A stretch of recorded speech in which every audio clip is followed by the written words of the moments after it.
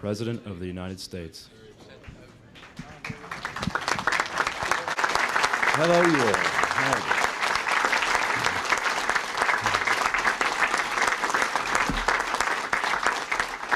Thank you all very much. The members of Congress and distinguished guests, my fellow Americans, we gather here today to right a grave wrong. More than 40 years ago, shortly after the bombing of Pearl Harbor, 120,000 persons of Japanese ancestry living in the United States were forcibly removed from their homes and placed in makeshift internment camps. This action was taken without trial, without jury. It was based solely on race, for these 120,000 were Americans of Japanese descent.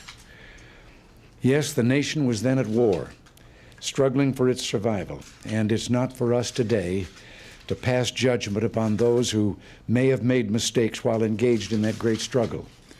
Yet we must recognize that the internment of Japanese Americans was just that, a mistake. For throughout the war, Japanese Americans in the tens of thousands remained utterly loyal to the United States. Indeed, scores of Japanese Americans volunteered for our armed forces, many stepping forward in the internment camps themselves. The 442nd Regimental Combat Team, made up entirely of Japanese Americans, served with immense distinction to defend this nation, their nation. Yet back at home, the soldiers' families were being denied the very freedom for which so many of the soldiers themselves were laying down their lives. Congressman Norman Mineta, with us today, was 10 years old when his family was interned. In the congressman's words, "My own family was sent first to Santa Anita Racetrack. We showered in the horse paddocks. Some families lived in converted stables, others in hastily thrown together barracks. We were then moved to Hart Mountain, Wyoming, where our entire family lived in one small room of a rude tar paper barrack. Like so many tens of thousands of others, the members of the Mineta family lived in those conditions not for a matter of weeks or months, but for 3 long years.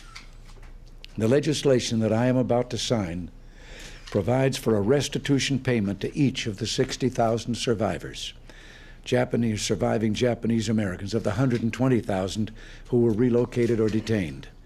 Yet no payment can make up for those lost years. So what is most important in this bill has less to do with property than with honor. For here we admit a wrong.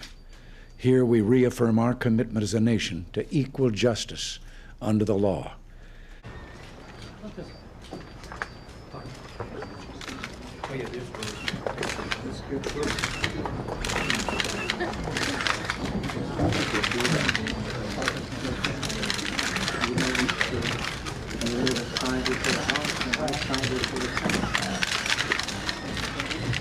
Mr. President,